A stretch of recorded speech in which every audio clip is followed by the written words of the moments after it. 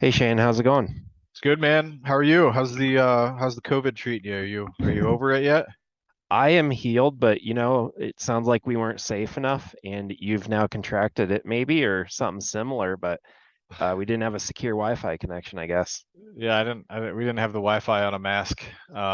I don't know. I doubt I have COVID. I don't think I have COVID. I think I jinxed myself by saying I hadn't had a cold since I had COVID in April of 2021, and so now I'm sick. I've got a little bit of a head cold, but it's not slowing me down. Got some cough drops here at the ready, and yeah, making my way. So no big deal. I'm glad you're feeling better though. Awesome. Yep, doing good. So, uh, you know, we'll see about this market here. I'm trying to figure it out, but for those watching, today's August 25th, 2022, and interesting juncture here.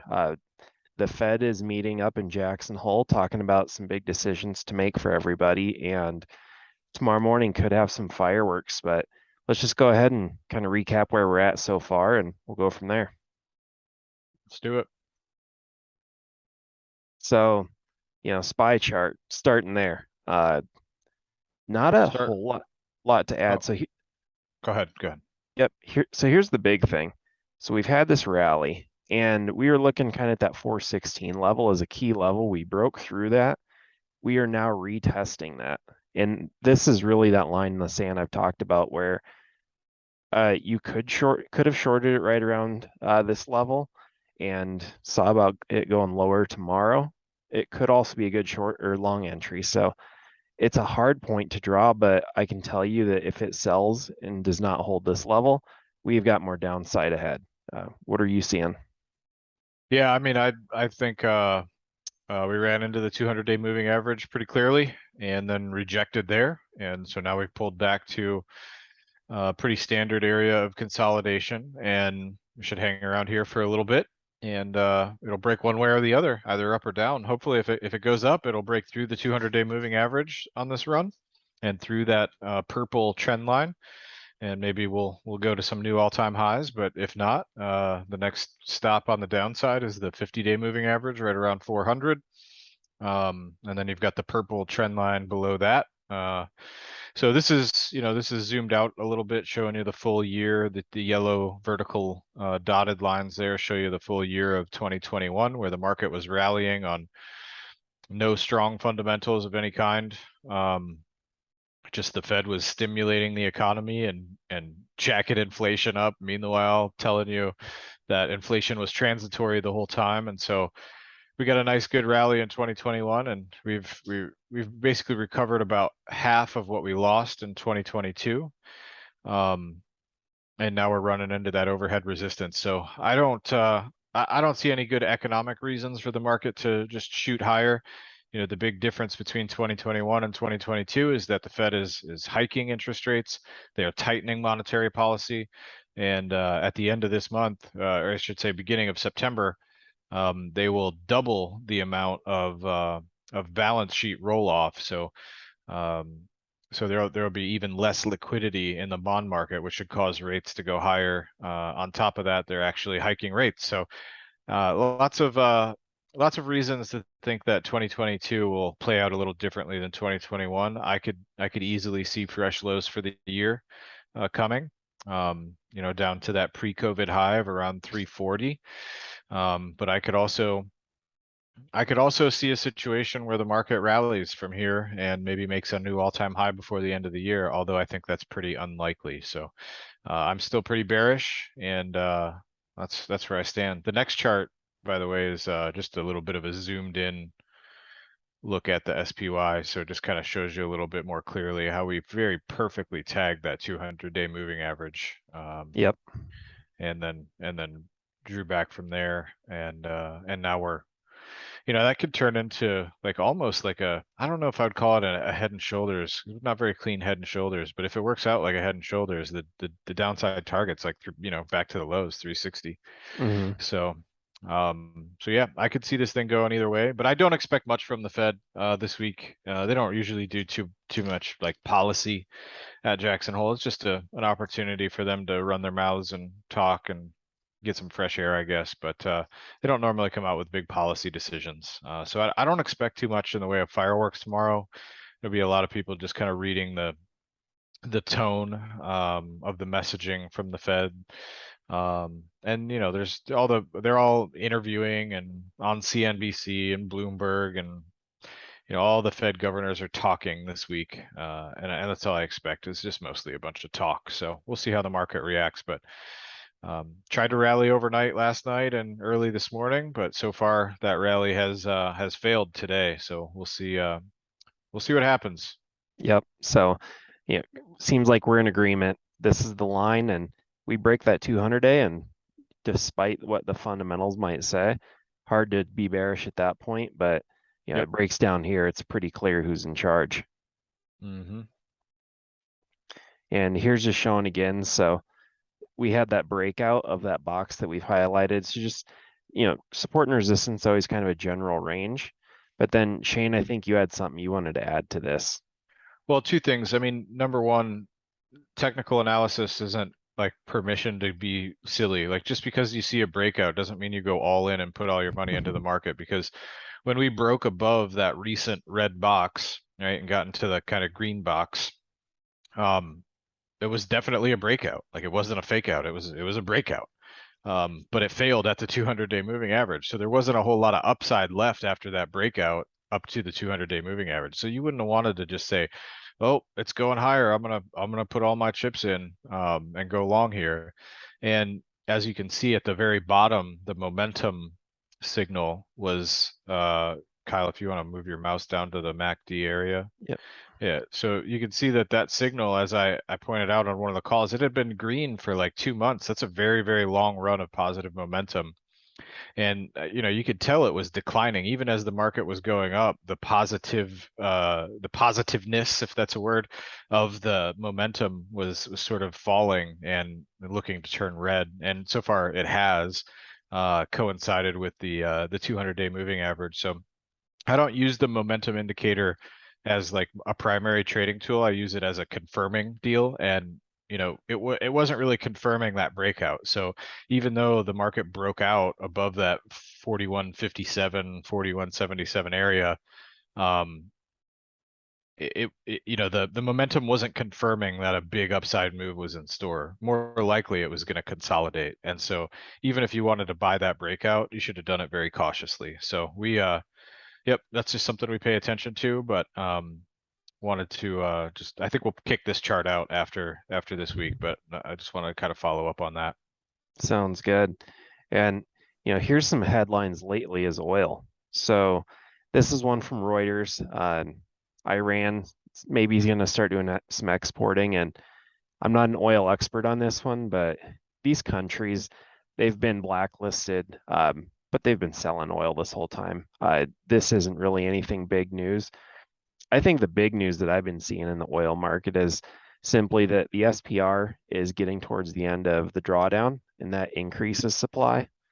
But then you have OPEC that's meeting and deciding, hey, $100, that sounds pretty nice on oil. Let's try to keep it there. And despite Biden's efforts, they don't feel like increasing supply. So all that I think comes out in the chart, and Yep. you're seeing that here. So this is the easiest. You know, you and I, again, not oil experts, but what we do see is broke below the 200 day, and now here we are coming right back up to it after a double bottom, taking a little breather today, but I anticipate this going higher. How high? I don't know, but I surely wouldn't be unhappy if I had money sitting in XLE right now.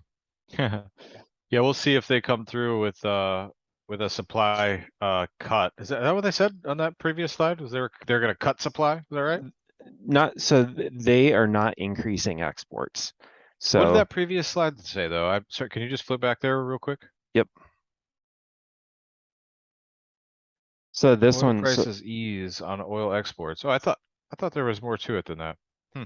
yeah, and so I think the big one here in the middle, so OPEC plus producer, they could curb oil supplies, but I think OPEC as a whole is starting to say, hey, we don't really need to increase supply right now. I don't know that they have the capacity, to be honest. That's something of what I've been hearing. So right now they're certainly not going to jump in and just say, hey, I'm sorry, US. I understand you don't like the high oil prices, so let's increase supply. That's happened some in the past, and I don't think that's gonna play out this time around. Yeah, that's pretty funny. The way that it was worded when you shared with me the article, here's what it says. It says oil prices steady as OPEC plus mulls supply cut. So OPEC plus is looking at, so that's what it says, could curb oil supplies. So that's limiting the decline from Iran starting to export into the global economy. Because right now, like Iran under sanctions, they can only sell to, China, which is a good place. It's a good customer to have if you're going to sell oil. China uses a lot of that stuff. So, Hmm. yeah, okay. If you want to go to the chart, that's fine. But basically, what we're talking about is Iran bringing new production and OPEC plus cutting production basically is a wash. And I see this chart a little differently than you. I probably would not be looking to long oil right here.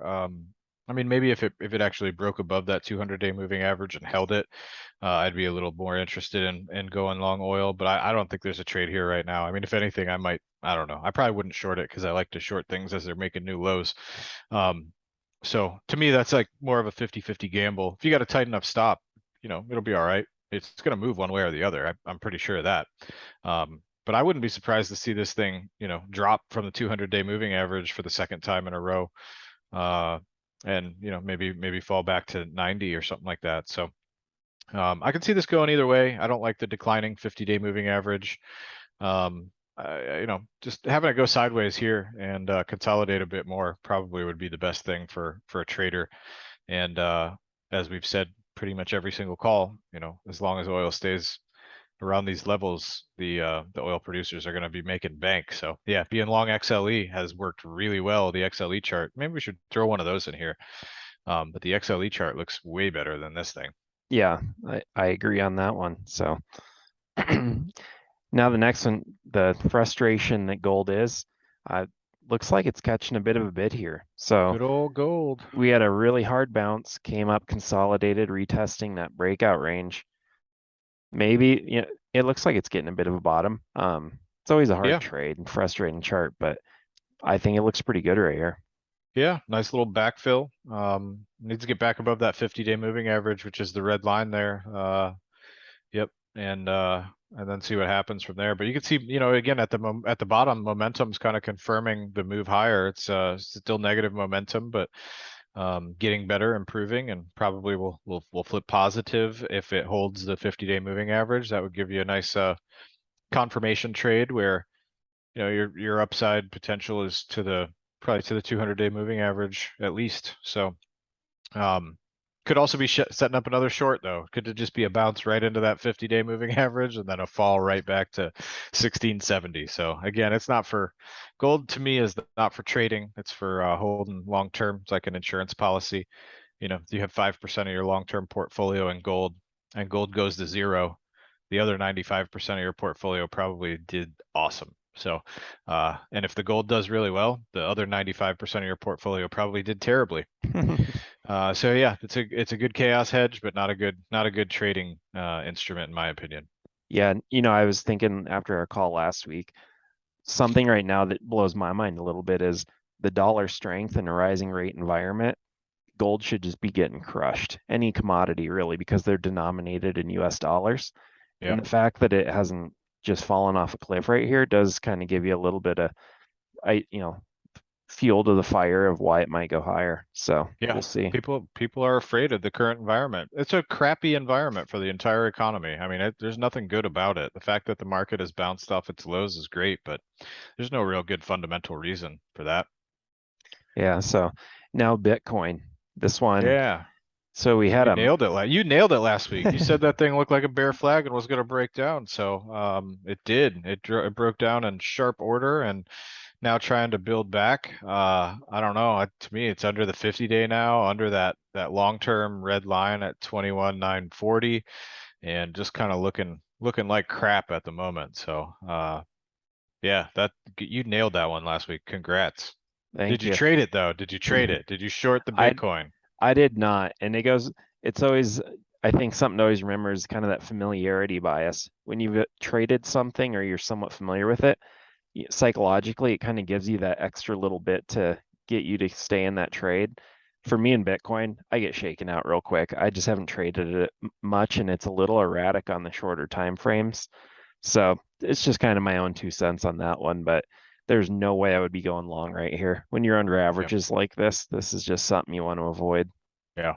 Well, I made money on the short side. I shorted MSTR, which is, you know, a stock that basically correlates highly with Bitcoin. So I was long a little bit of Bitcoin on my Coinbase account, and I covered it with like probably 10 times the amount in a short on MSTR, and MSTR dropped like 10-15% over the next couple of days.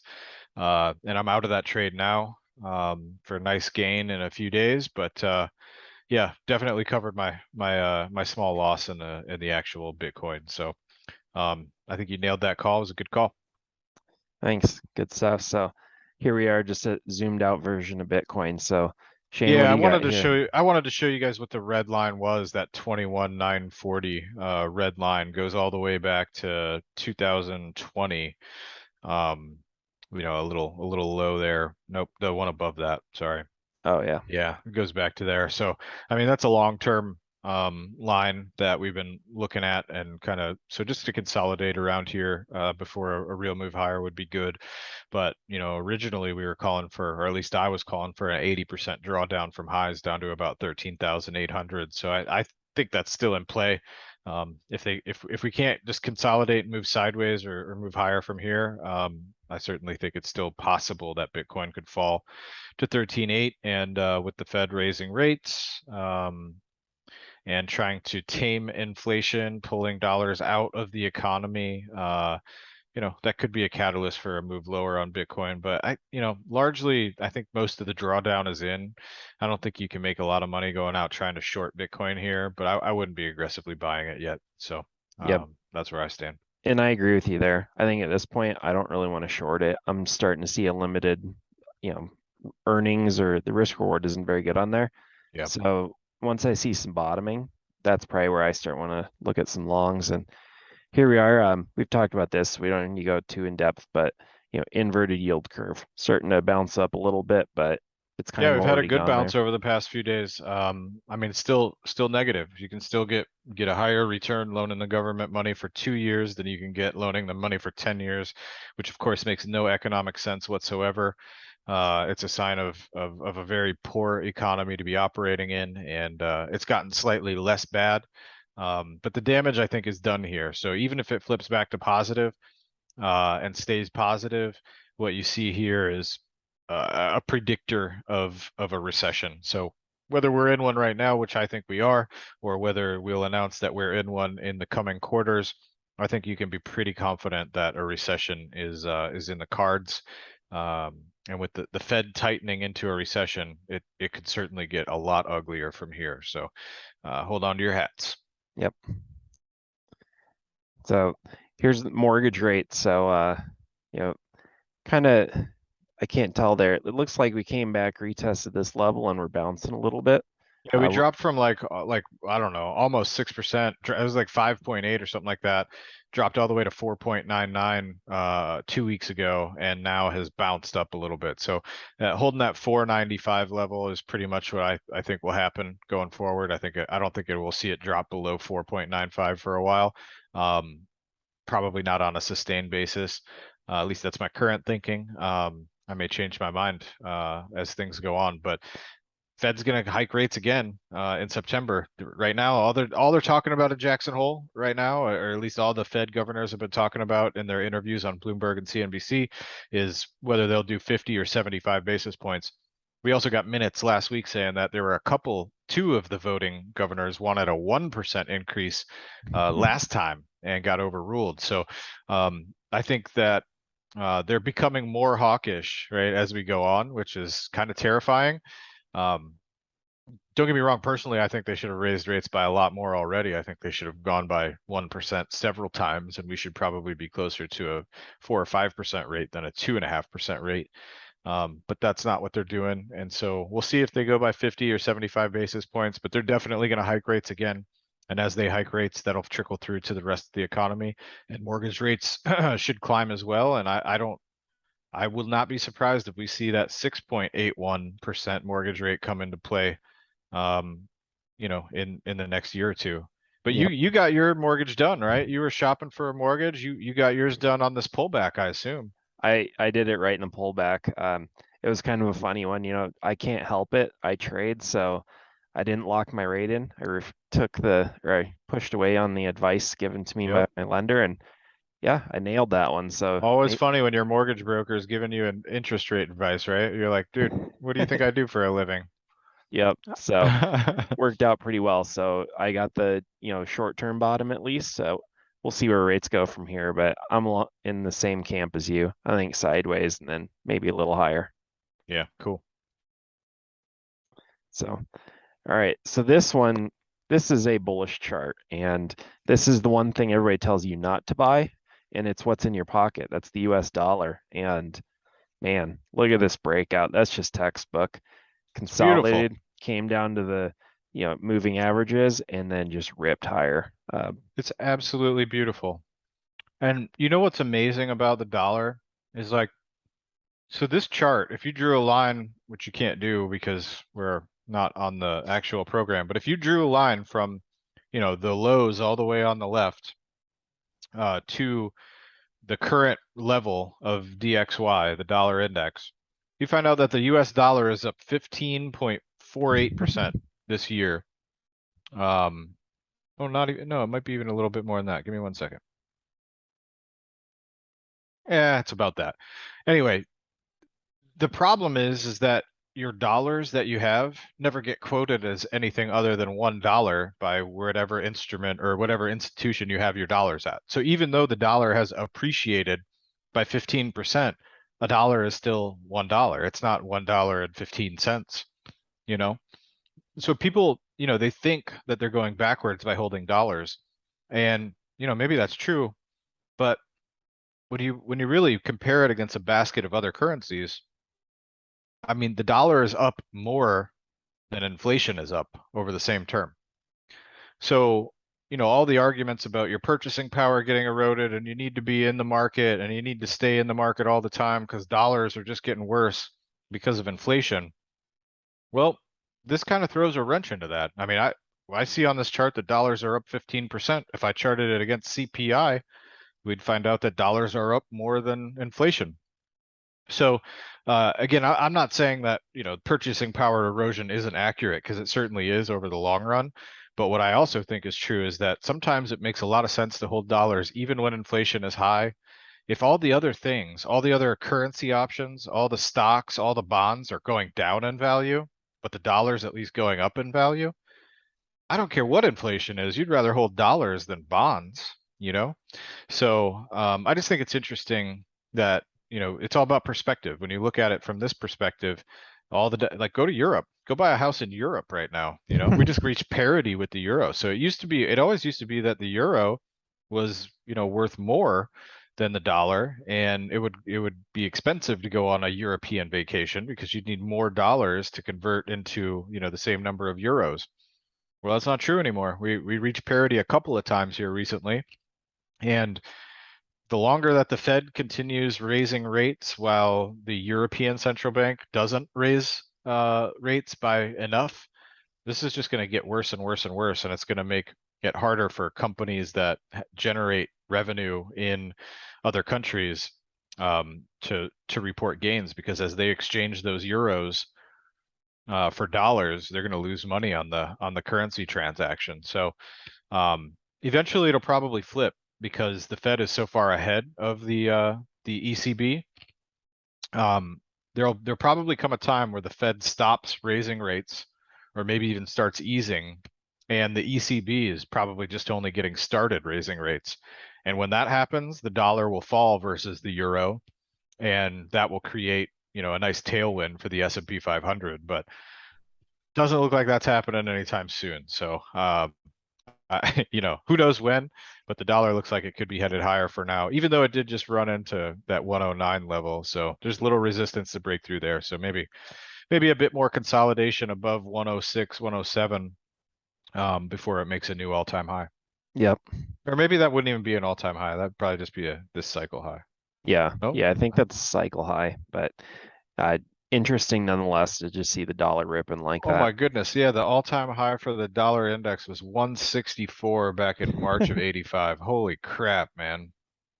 And that was when they were, I mean, rates were very high back then, right? So the higher rates go, the higher the dollar goes. Sorry, Yep, I didn't mean to interrupt you, but that's crazy. yep.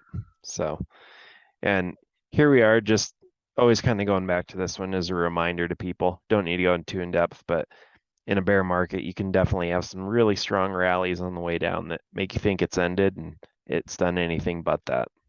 Yep. So now here's some, I found this, everybody's heard about it now, student loan forgiveness. And there's 2 points I want to make on this one. So one, inflation. So how do you fight inflation? Don't put more money in the economy. And what happens when you cancel $10,000 of student debt for everybody that has it who is earning less than 125? Inflation. So whether that's short-term or long-term inflation, that's kind of fighting against the mission. The other thing is moral hazard. So think about this for a second. Everyone that was looking at schools and doing that, they're looking at it and they're saying, I probably will never have to pay debt anyways. Why not go rack up $250,000 in debt? And so they start doing that. And you got to ask yourself too, is what happens now? Cars, mortgages, everything. Is there now an additional cost to borrowing? Because lenders look at this and they say, hey, people think that they're going to get off the hook with paying us, so we're going to have a higher default rate, and we're going to have to account for that in our models. So I just a terrible step in my opinion, but I don't know, Shane, if you had any thoughts on that. Oh man, so many thoughts. This is the silliest plan I've ever seen in my life. Not because like so let me let me start at the beginning. The only reason that you have to borrow $200,000 to go to a good school and get a degree is because the federal government started guaranteeing loans way back when. I mean, who would loan an 18-year-old kid with no education $200,000? Nobody would do that unless the government was backstopping it. And the financial institutions, or excuse me, the higher learning institutions, right, the colleges, they figured this out. They were like, well, the banks don't care. The banks will loan them as much money as they want to borrow because it's guaranteed by the government. So let's raise our tuition amounts. That's why tuition inflation has been 8, 9, 10% for years because those higher learning institutions could see what's going on. They're like, these kids, they could just go borrow hundreds of thousands of dollars and we can paint a rosy picture that says they'll get a job, that pays them all this money in the future and they'll be able to pay it back. I mean, they're basically creating indentured servants and sucking money out of the system, and just causing inflation and tuition to be insane and college to be unaffordable for so many people. Um, so it's been backwards for a very long time, and I think the government is largely to blame. When the government steps into capitalism and says we're going to guarantee this loan or that loan, it, like you said, it just creates moral hazard. These banks wouldn't loan these kids that kind of money if they knew that the kid had to actually pay it back. That they just never would do it. But I think one thing I didn't really know until very recently was mostly it's the government that owns this debt now. They don't like guarantee it to a financial institution. I think financial institutions kind of act as the operator or originator, but it's really, the vast majority of the student loan debt is actually owned by the government, which is, I don't know. The government shouldn't be in the business of lending people money that it doesn't have. Um, so I think there's just so much wrong with this, but that's a different matter. This matter is trying to correct.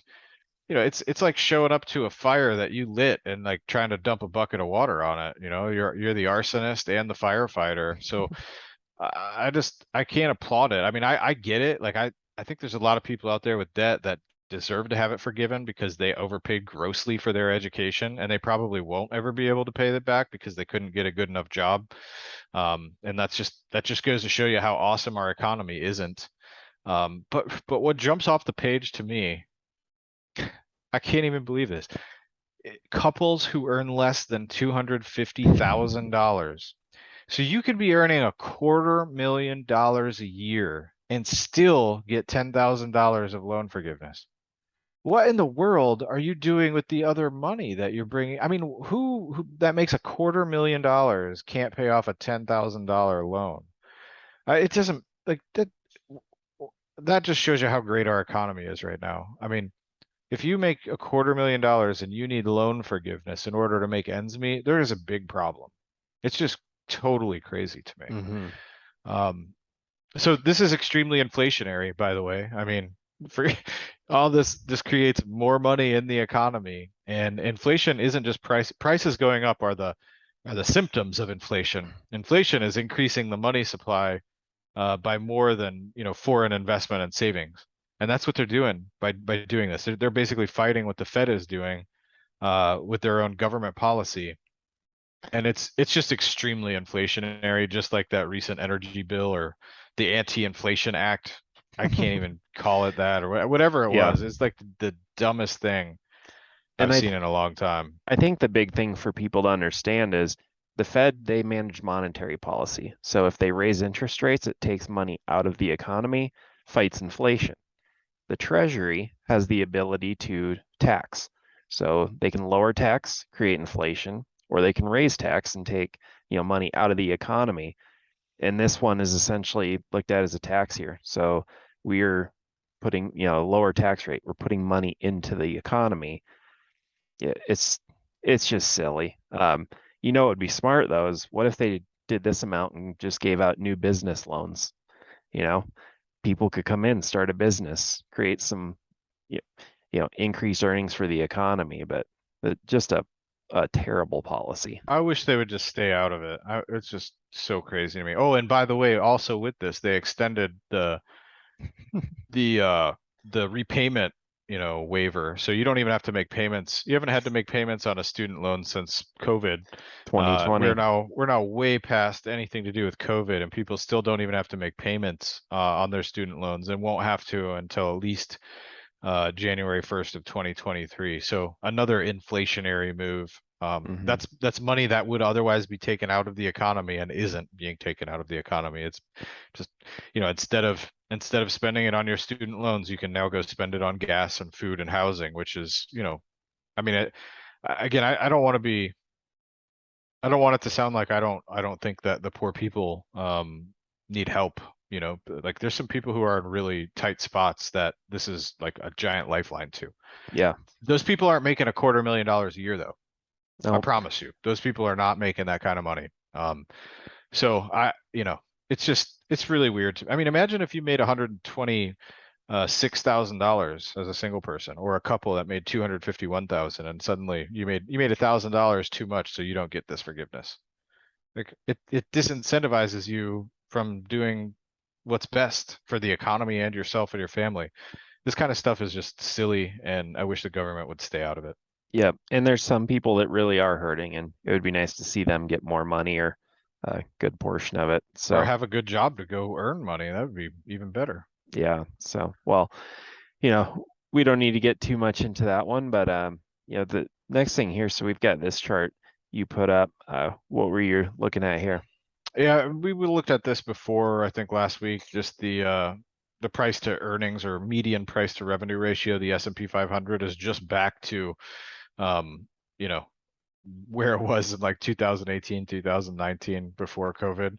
Uh, so it's still very high by any historical standard, but really the quote at the top is it's probably worth me reading. So it says Wall Street appears convinced that the half-point retreat from the highest core inflation in 40 years, currently at 5.9%, which is the US core CPI, core inflation excluding food and energy, currently at 5.9%, will encourage the Fed to pivot to lower rates in no time. Yet, when the federal funds rate has been lower than core inflation, which it is now, with core inflation above even 2.5%, the Fed has never shifted to easing unless recession has pushed the unemployment towards 6% or higher. It's also worth noting that the only bear market low in history that occurred in the midst of a Fed tightening cycle was in 1987 at an S&P forward operating PE of less than 10 and a price to revenue multiple less than a quarter of today's level. So, yeah, you can pause and read it again a couple of times if that doesn't all make sense to you. But basically, the people who think that the Fed is going to stop hiking and start easing monetary policy to bail the economy out are probably wrong, and it's probably not going to happen. They're probably going to keep hiking until inflation gets back to where it needs to be, and if they do that, there will probably be a recession and a massive drop in market index currents prices. So, Yep. just yeah, that one's worth pausing and studying and making sure you understand. All And right. Now, some comedy from our friends at the Babylon Bee. If you don't check out the Babylon Bee, you should go to their website, maybe subscribe to their newsletter. They send me funny stuff like this every single day. It's a Christian satire site, so if you're not a Christian, you might not think it's that cool, but sometimes they do funny economic stuff, and I thought this was just too funny not to throw in here. So a little bit of humor for the call. and they're prophetic too. It's funny you put this up because I almost sent you their other article they did 2 years ago about the plumber that was very excited to pay for the, college degree that somebody else got. Yeah. Yep. And sure enough, here we are. So here's one. You and we talked about this last call, and it's been a big one, is energy policy. All this shift to green all of a sudden doesn't work out so well, and there's no backstop. So what do? Burn coal, fire up your nuclear power plants. Interesting world. Yeah, so last call we highlighted Germany, and they said they were not going to shut down their 3 remaining nuclear reactors as planned because they need to produce energy for their country, and they can't, or they don't want to import natural gas from Putin. So, I said, look, uranium is going to be a big component for any type of green future for the globe.